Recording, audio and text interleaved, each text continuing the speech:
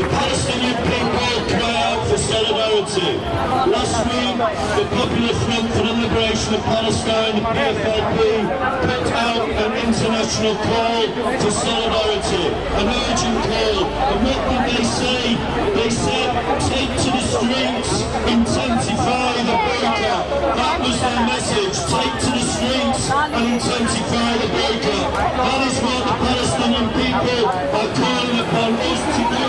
We are not going to get bombed if we go down Market Street and stand outside Aldi, stand outside H&M, stand outside Tesco, stand outside Shein, stand outside M&S. And we're not going to get bombed if we actually go in and occupy those stores and tell the management we won't have it. Look at all these people, these women, these children, men, anyone, whoever it is, a life is a life. These people are killing these people. How disgustingly inhuman can you be?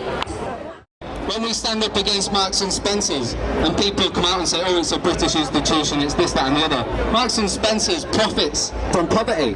Marks and Spencer's profits from poverty here. It profits from poverty in South Africa, where it steals the fruit and produce that it sells, and it profits from the occupation in Palestine. So we should have no moral qualms about standing up against these corporations, because they don't represent Palestine and they don't represent us. Anybody else want to speak? Yes.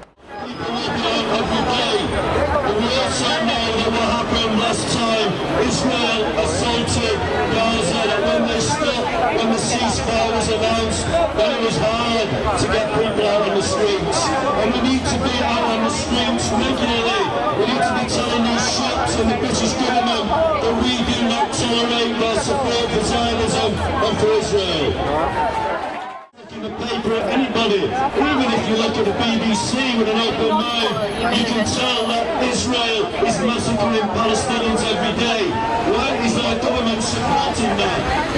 And the reason is because Israel defends the interests of the ruling elite in this country in the Middle East. It defends the interests of Britain, the European Union and the US, defends their interests in the Middle East.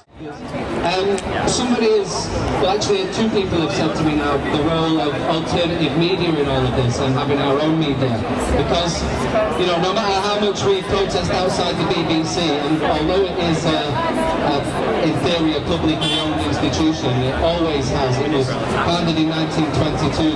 The BBC at that time was a radio company, and it always promoted the interests of the British Empire, of British imperialism. And in 1948, and before 1948 actually, the BBC was involved in the British occupation of Palestine, and since that day the BBC has always supported Israel and Zionism. I think we need to expose the BBC, but we need to expose all of the millionaire media moguls in this country. We have shops. We need to tell these people that it's wrong for you to try and make a profit off the blood of our brothers and sisters. Do not be fooled.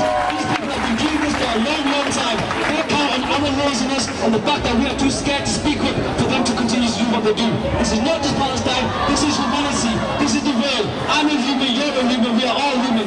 What they are doing is inhuman. They are not supposed to do this, and we're not going to go with it. Today is the start. Make sure it's not the finish. We will continue, and inshallah one day we will make sure they are free.